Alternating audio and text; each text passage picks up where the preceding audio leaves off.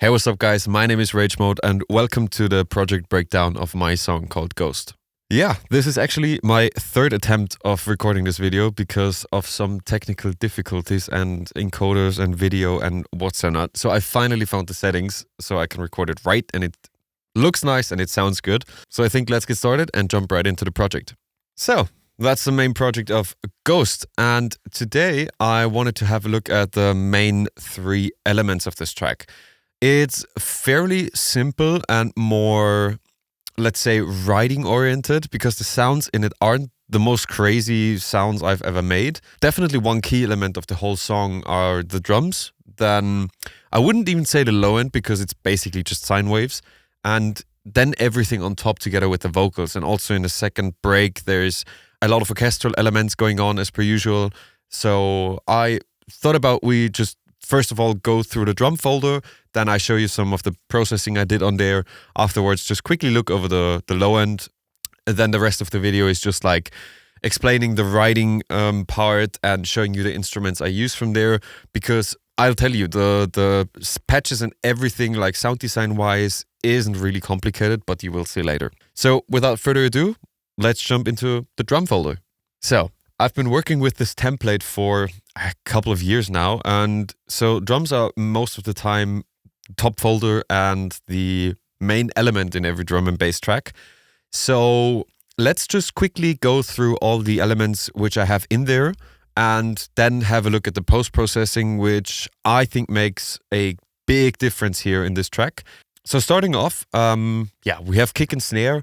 In this case, I stepped away from using Serum and I got this plugin called the Kick Ninja, which is by The Him, and it's honestly amazing. You can make kicks so much faster now, and I have a couple of presets saved now. They sound amazing. It just takes a bit of post-processing. In this project, I have three different kick drums, one for the main drop, one for the second 16, and then there's another one coming in for the last drop, but they all just vary in different pitching envelopes. Basically, they're all made in Kick Ninja, and you see they're practically the same. If I go in a pitch envelope, you see that the first one has a slightly different one than the second one, which goes down a bit deeper, and the third one should be a bit different as well. I think I reduced the click there, and pitching envelope is same, but just I basically did this after like creating the track when it's in the mixing stage, just to see how the sub reacts with the kick. So I have a nice transition from kick drum to sub bass together with the sidechaining. The second folder right here is from the snare bus. And here it gets a bit more interesting. The snare is usually divided in two parts. The first part is the fundamental, which in this case comes from Serum. And the second layer is from Faceplant, which basically consists only of noise, which I ran through a convolver and then did some more effecting on it. But let's just disable the post-processing and then also maybe the bus processing so you can hear the raw snare sound. The raw sound sounds like this. Yeah, pretty underwhelming, pretty basic. With this, I just try to get the pitch right and then have a bit of noise to start off. It's a patch I created a while ago and I just used it as a starting point. And with the second layer here, I really get the tail of the snare going. On its own, the second layer sounds like this. It also has nothing on it post-processing wise. Just inside the hood there, as I said before, are two noise oscillators, which I ran through two convolvers, and everything is modulated by this curve down here, just to give the shape of the tail. Altogether, they sound like this, and that's now the fundamental for the post-processing of the snare drum. For the post-processing, there's now quite some things happening. Starting off, I used again this tool which I made, and here I created a parallel bus, which on the first side lets through the dry signal of the snare, and the second side is basically a convolver, which has a snare sample. In this case, I used a snare drum from the Paul and Bryson sample pack because their snare drums are like really nice and just acoustic sounding. Afterwards, I do some slight EQing, and now the main trick is to then blend it in together with the original snare, just to add some harmonic content to the snare drum. And let's just play it without and then with.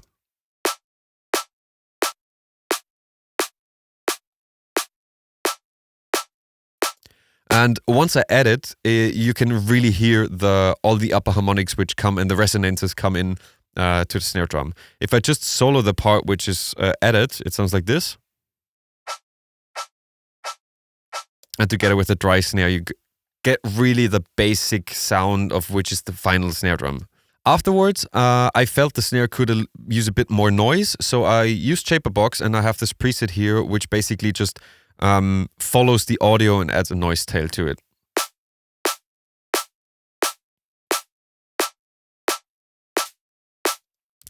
And the last few steps is basically just some saturation and some slight EQing.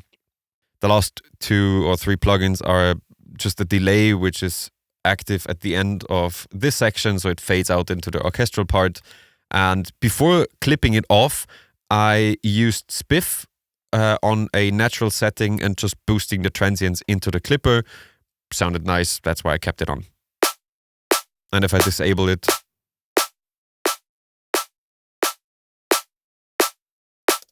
yeah, just gives it the initial punch which I was looking for. The second snare which I used for the second 16 is pretty much the same because it's just copied over. It just has a bit of a different tonality and pitch, but goes through the same processing chain. It's just a bit smaller, a bit more intimate. And for the last drop, use the same snare again. Moving on to the drums, we have the overhead section, which consists of a few different layers. The upper layers are basically just all faceplant instances of noise hi-hats, noise rides, and then the lower side is just samples, which I got from older sessions, some sound design sessions, or I simply use sample packs which I have lying around with acoustic drum loops which I added on top, probably most of the time for the shakers and for the small Foley recordings. Going from the top to the bottom for the faceplant stuff, the main noise ride is pretty much just a noise with a bit of convolution. Again, I use the same tool with a parallel bus just to add the resonances to the noise. Without, everything is just a plain noise ride. And then by slowly adding in the post-processing here, which is the convolution reverb, and then some frequency shifting, some mid-side EQing, some more EQing, and then some final convolution with another hi-hat as a resonance giver, let's say like that. It sounds like this. And then there's just a bit of side chaining going on with the new compactor from Kilohertz and some automation gain. That's basically the main ride, which is carrying throughout the whole drop. The second one is pretty much the same principle, but it's a noise with, so it sort of emulates a hi-hat. As I said, the principle of this is the same. Then the last one out of the faceplant patches is this guy here, and it's a rather sharp hi-hat. And I think it's even the same preset as before. Is it a different one? Oh, it's a different one, but again, same principle, some white noise through convolvers, and then some frequency shifting, some filtering, some ring modulation, another filter, and some distortion. So I pretty much use the same strategies for the noise hi-hats throughout the whole project. The lower half, as I said before, consists of a bunch of samples. Starting off, the first thing is basically a modular FX sample, which I found somewhere on Splice, or I don't know where it's from. It just gives the little details in between. Yeah, those Foley bleeps and bloops, which you can slightly hear with the drop and with the drums. And yeah, then there's some more percussive elements coming in, like this small percussion stuff thingy here. And in the first drop, there's just some shakers, which I did a bit of processing on to make it a bit more snappy, and then some claps which follow the 4 on the floor groove a bit tightly. So the last thing in this whole drum section is this addictive drum loop, which like really carries the whole track. It gives so much vibe to it, it gives so much energy. So let's just have a listen without any processing on.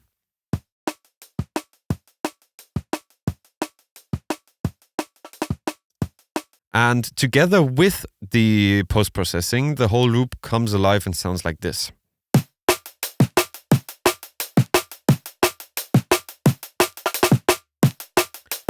And how I achieved this sound was through a few plugins. The first thing which I did was frequency shift the whole drum loop up, then ran it through a...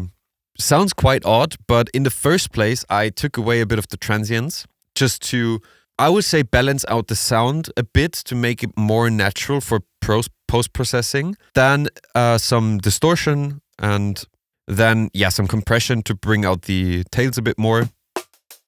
Really snappy attack and release. Then some EQing. That's the first guy which really gives character. Then some shaper box to add a noise, but not way too high up. It just goes till 12 kilohertz.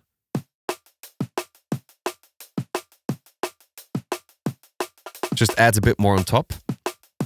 Then some more EQing to do some minor changes here. Again, some saturation. And you hear it slowly starts to building up to the final sound. And after everything was done here, I boosted the transients again.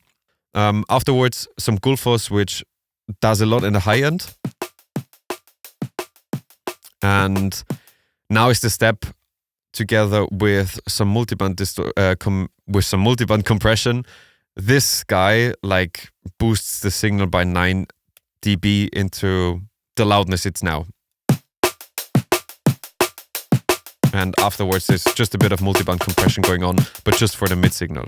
The last two plugins are just for sidechaining, so it doesn't clash with the main drums.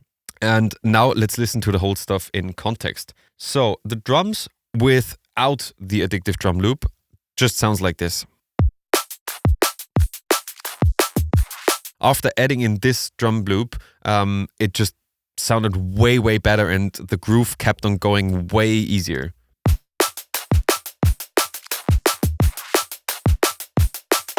Especially the fill snares, they make it really come alive.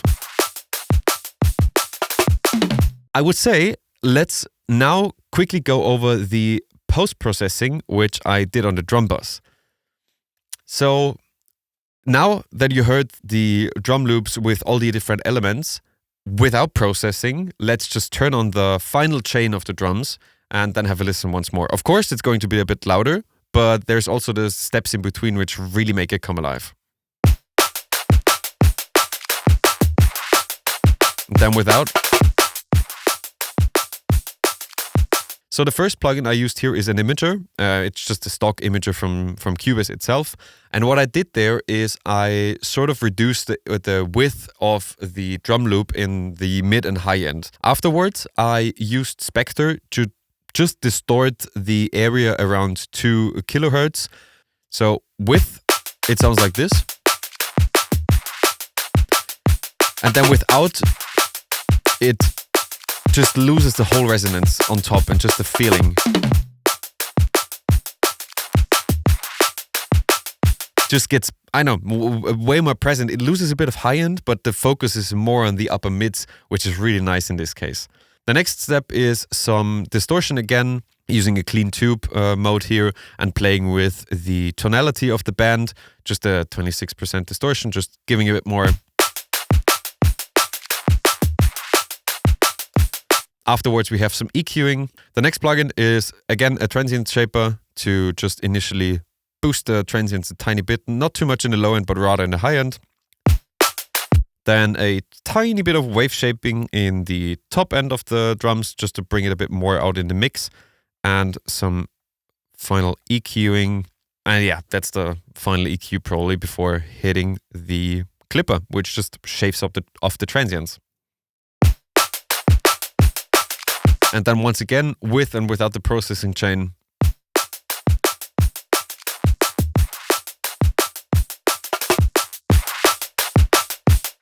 Yeah, just makes it a bit more beefy, a bit more coming alive. Yeah, and those were the drums. And I would say let's just quickly go over the next folder, which is the low end. So if we open up the folder, that's all the content which is in there. Basically, it's just 4 elements. So the first 2 layers are the sub layers for the instruments and for the second 16.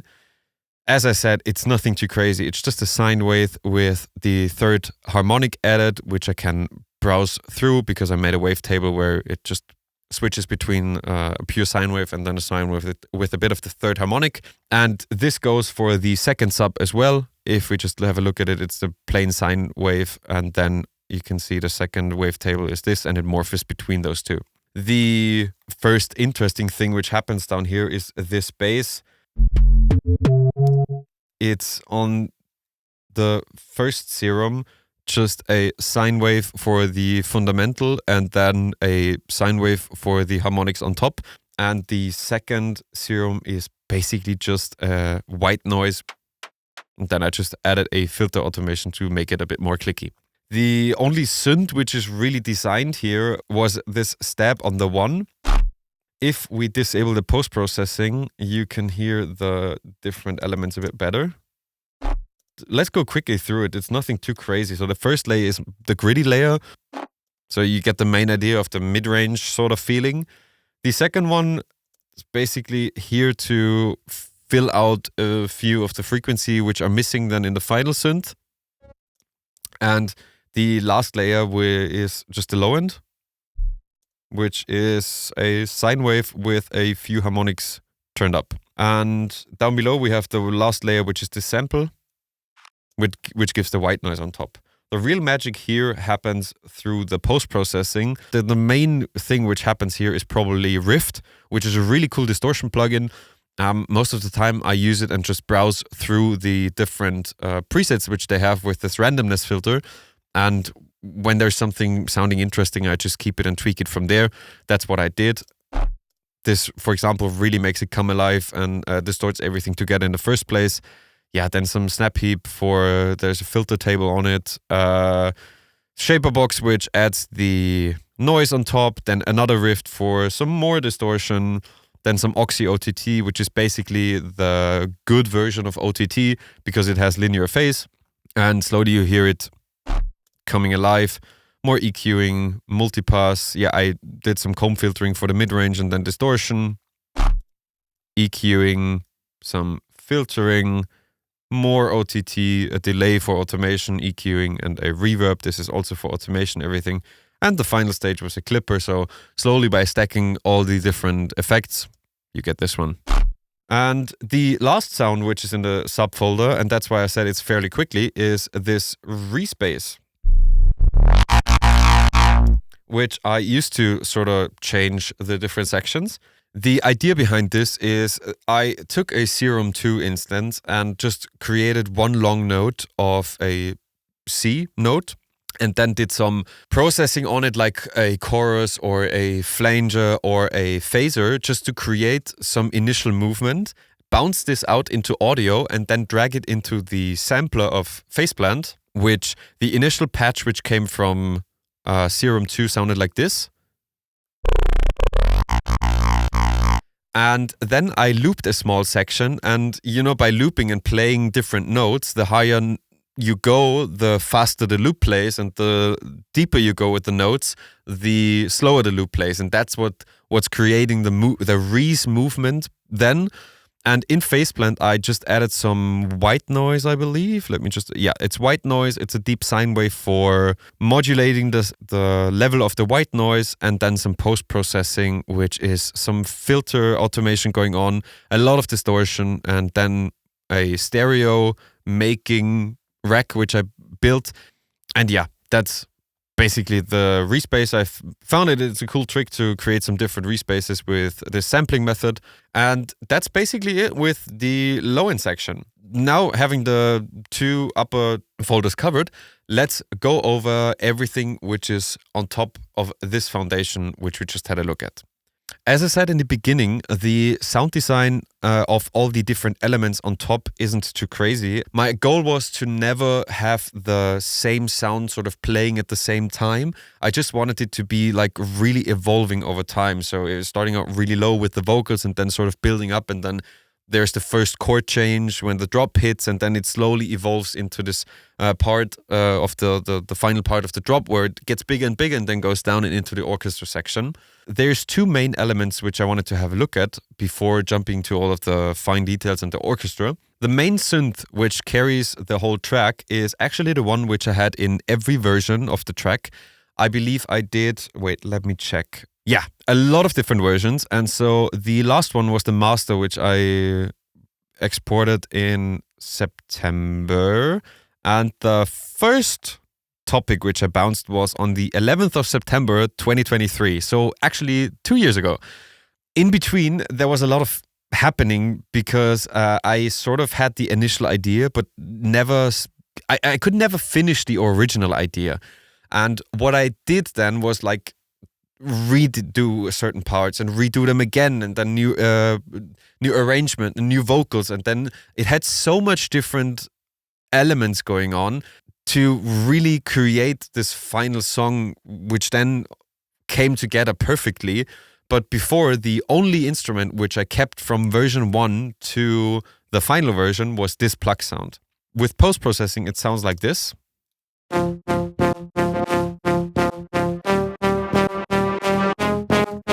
Yeah, nothing too crazy, just a nice crispy top lead. If I now go to the post-processing and disable everything, it's just, yeah. Basically 2 saw waves where I reduced the fundamental frequency a bit. And what I did there, I have them twice, and through sample and hold, I just panned the first and the second oscillator completely random. And that's what kept, or what makes the track so alive in my opinion, because every export is different. Every master file I bounce would be different because the panning of the synths is like, yeah, it's random. And the filter automation then happens through this cutoff knob, which the automation you can see here creates the movement of the track. The sound itself really comes alive through the post-processing. On the Serum channel itself, I have a studio delay, some multipass which modulates bandpass noise onto this frequency section here. Then the next step was just a bit of EQing, chorus, shaper box just for some panning as well later on in the track. Then Roomworks to just place the dry sound into sort of an existing area so it feels more lively.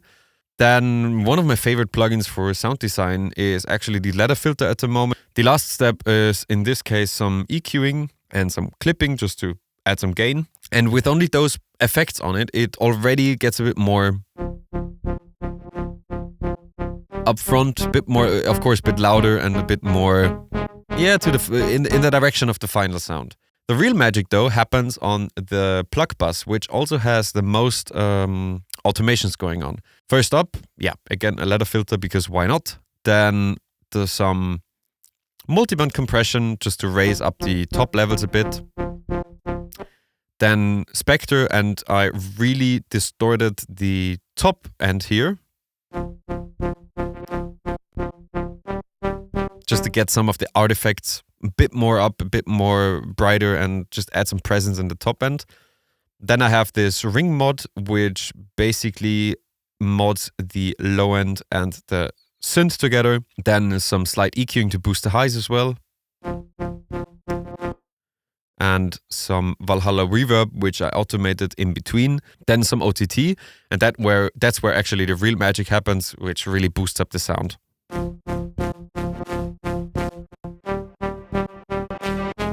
Just some really, really heavy compression. Afterwards, some more EQing going on. This was rather late in the mixing stage where I couldn't decide where to place the different elements. Then some more EQing, which is for the filter automations, gain automations, some clipping, and then some stereo automation. Yeah, that's how I went from this sound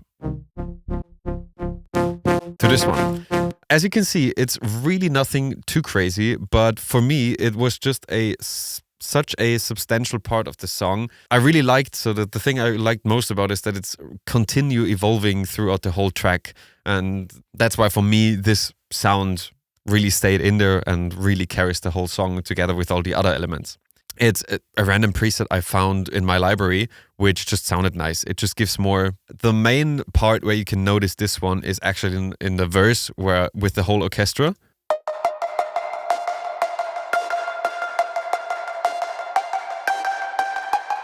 And it follows the main melody, but just to introduce the different rhythm change of the second drop from this normal note. It's like the 4 on the floor kind of rhythm. And in the second drop, you have a different rhythm. And to introduce this, I used this element throughout the orchestra section to sort of create the different rhythm, so the second drop doesn't come so out of nowhere. And after that, those are basically the main synth of the whole track, and everything else is basically just orchestra and vocals and some background elements. I have done quite an in-depth video about the My Orchestra approach in my breakdown from my song called Ashes. So I won't go over all the single details because it basically builds from the same sort of principles which I used also in the song Ashes. So just to maybe sum it up real quick, I usually start with an ensemble patch and just write out the melody and write out what I want to what I want to do with the orchestra in just one patch, which sounds like this.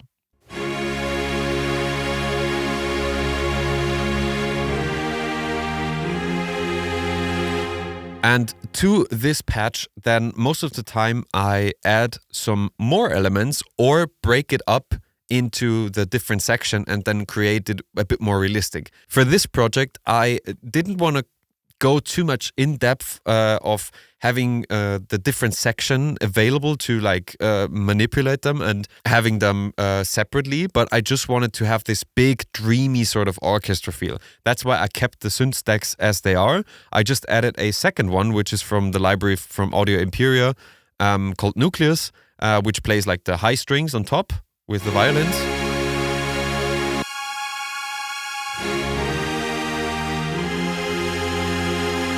And from that point, I just added some elements on top. The brass section I have going on,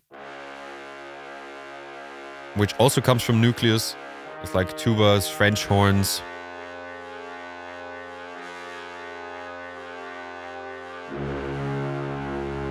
Together with the strings.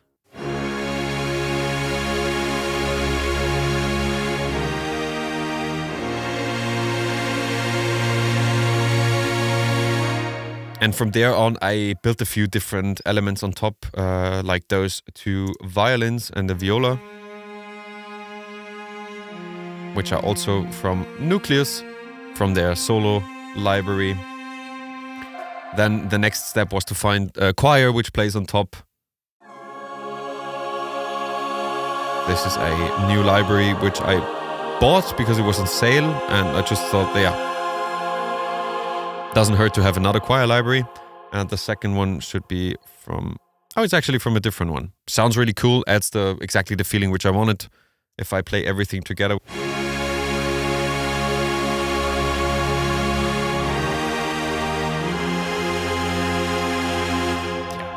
There's a few more elements going on. Those solo violins, which are from Museo.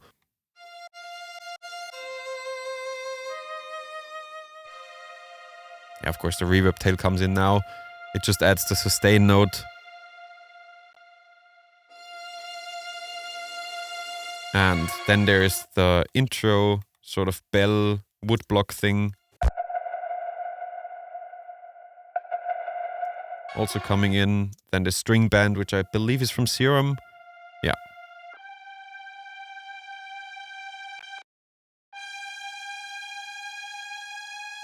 Slowly pitches up there. And the last thing which makes the orchestra really come alive, let's play it maybe first with and without. So if I just solo the whole verse section.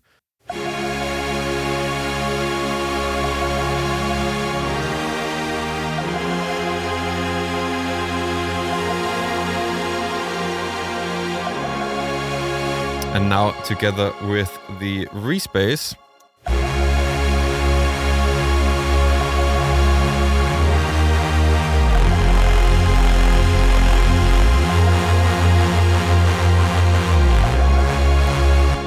Just on a whole different level. Let's maybe go quickly over the respace. It's made in Serum 2 with the classic approach. It's like 2 different saw waves which are detuned and some white noise. For the first FX which I had on there, it's just some overdrive with the stack on 2 stacks and some slight drive in there.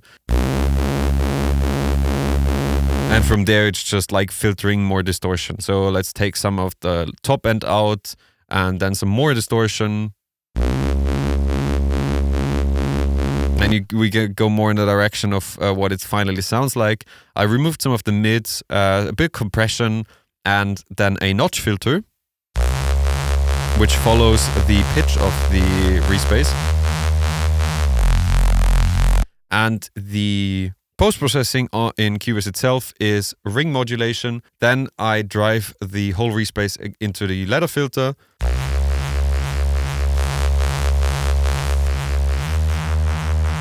Then some slight EQing, rolling it off again. Some multiband compression to control the low end. And the panning is just at the end to modulate everything. Then there's a Q3 for filtering, for gain automation, and a clipper to make it loud. And in the end,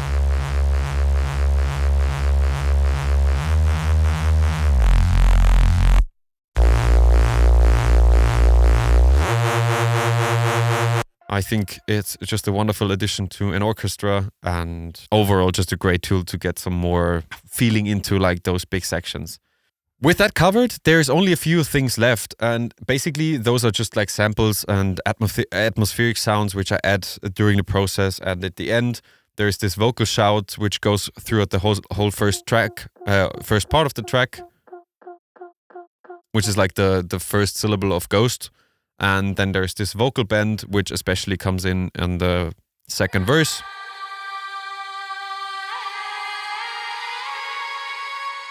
Yeah. And this whole folder in yellow is just some bits and pieces just to fill out the atmosphere in the intro especially, and in the second verse.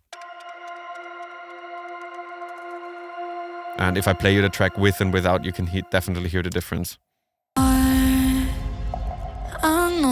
I can find you still. And those elements are now used to.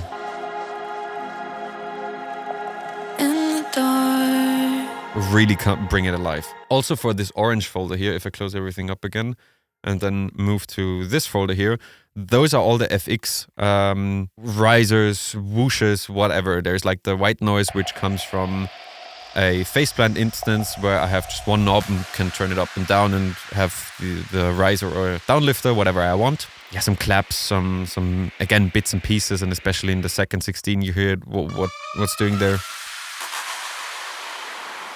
Just a collection of samples which I used and then edited. And the last step, or the last folder which is there, is basically the vocal. And as well as with the orchestra, if you really want to have an in-depth video about how I design my vocals and how I do my vocal chain, this one I covered really well in my breakdown of my track called Save Me, together with my girlfriend Kritlio, because I used the same vocal chain in basically every track. If you want to check out the chain, I explained it really well in my breakdown of Save Me. And yeah, that's all the elements explained. Maybe let's, as a last step, go over the mastering chain. For the master, I did 2 things differently than I usually do. So usually I have only this plugin on, which is a masterizer. As you can see, it basically lowers the volume, it lowers the stereo image, and it lowers the high and the low frequencies a bit before it actually hitting the drop. Just to get a bit more intimate, and then at the drop, like, it really gives you all the energy. Then it's basically just clipping. I have 2 instances here. The first one is from Newfangled and then from the K-Clip again. And the final stage is this L2 here, with the same settings. I have been using those for years. What I've been doing different in this song are those two plugins.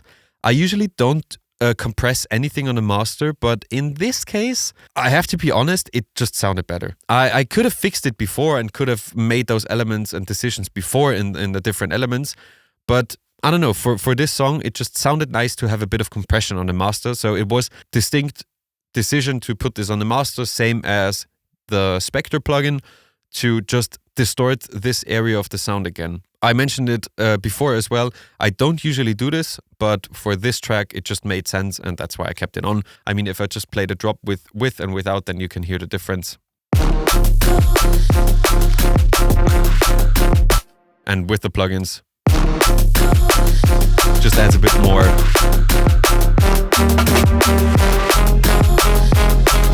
And yeah, that's basically it. So yeah, that's it with the breakdown, I guess. I hope I showed all the interesting elements of the song. If you have any questions about anything related to the song, just drop them down below in the comments and I will try and answer them to my best. Thank you so much for listening. Also, I've been really amazed by all the positive feedback I got from this song, and I never expected it to do so well because it's a bit different than what I usually do. Thank you so much for watching the video. Thank you so much for the ongoing support, and see you next video.